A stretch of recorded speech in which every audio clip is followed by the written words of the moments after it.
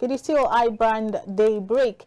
The political economics of subsidy withdrawal announced 6 weeks ago by the new government of President Bola Tinubu on its very first day continues to stare the government right back in the face as a massive hike, nearly 300% in the pump price of petrol, ignites corresponding increase in the cost of just about everything else.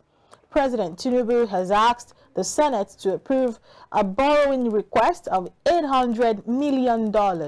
He assured that the federal government will transfer the sum of 8,000 naira monthly to 12 million poor and low-income households for 6 months. He said the money will be transferred directly to identified beneficiaries' accounts. To have this conversation with us is Dr. Dayo Kaide. Good morning, sir. You're welcome. Yes, good morning. How are you today? We're doing great. The palliative request of $800 million.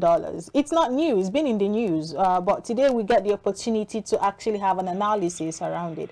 How do you react to this palliative request by the president?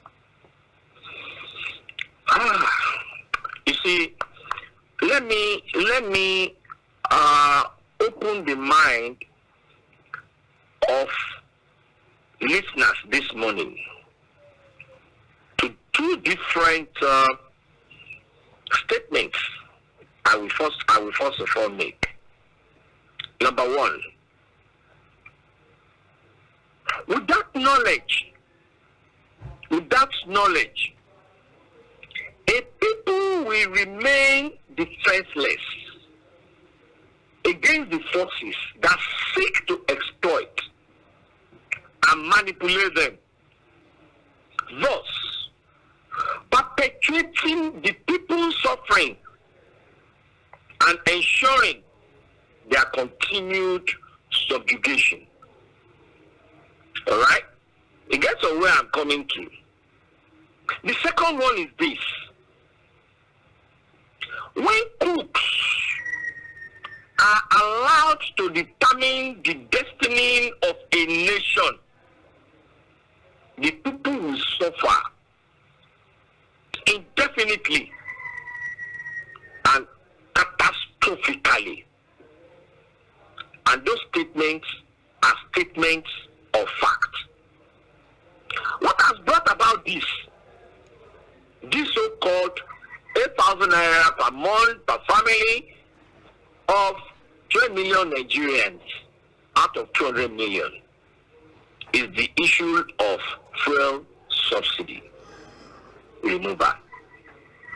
But the question is this: are people aware? And that's where knowledge comes in. Are people aware, or have they been able to interrogate scientifically whether this subsidy is true or false? Or it is just there to satisfy the profligacy of the so-called leaders?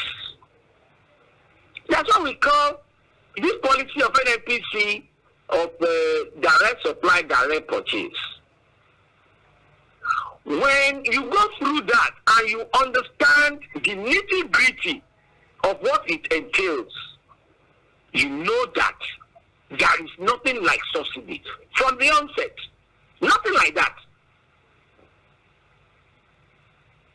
And unfortunately, people are not knowledgeable about it. Okay? Secondly, when you're talking about cooks leading a nation, when people are subjugating us to this kind of inhuman treatment, is that not crookedness? When there is nothing like subsidy, and you are saying you are removing subsidy, and by so doing, subjecting people into unwarranted, excruciating suffering. And you allow such people to lead you without interrogating them scientifically. Then, this catastrophic situation which we are will perpetually persist. And that is it. All right. I really appreciate your analysis given, especially when it comes to the knowledge, the gap in knowledge, because of course, what you said earlier on was buttressed from the expression, the biblical expression, as it were, where it is stated that my people perish for lack of knowledge.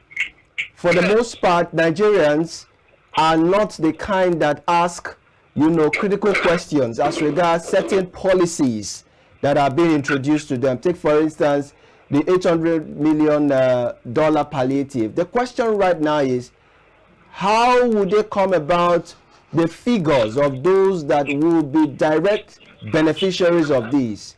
How are they going to be identified? Where are they living?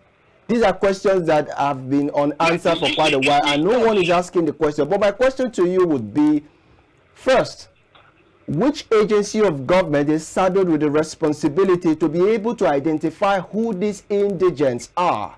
And secondly, how are they going to get this money across to them? Because if you look at the indigent, for instance, most of them are unbanked. They are financially excluded. So how feasible is this in such a way that they'll be able to get the benefit of this palliative, as it were?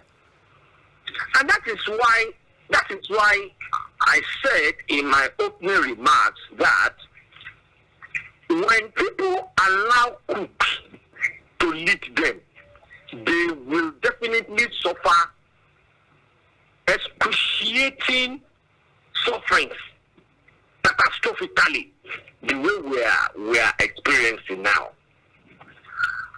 Now, if they are not cooks, what are their action plans, or what are their conceptual framework in determining these 12 million people out of the all 200 million people? That's number one.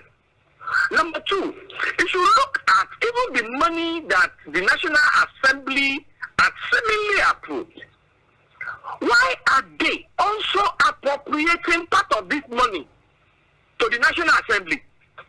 I think about some billions again. Why are they appropriating part of this money also to the judiciary? These are people that are still using our commonwealth to fuel their cars. These are people that when you look at their salaries that are being appropriated by themselves, it is from our commonwealth that they are feeding. So do they even need it? Let me take you back to the issue of COVID-19, which I always call COVID-419. Look at the amount of money that some people, especially the European Union, the Western nations, donated to Nigeria. Where is that money now?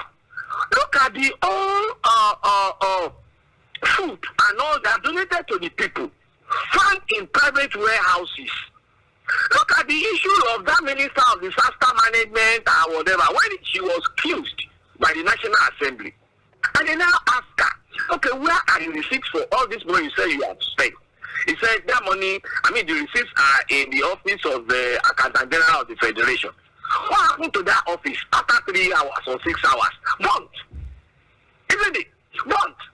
Okay, look at the school feeding system that they came up with. Students who are at home, how are you able to feed them? Are you going to their various houses to feed them? Look at your money. So all these things are just ways and manner. Why?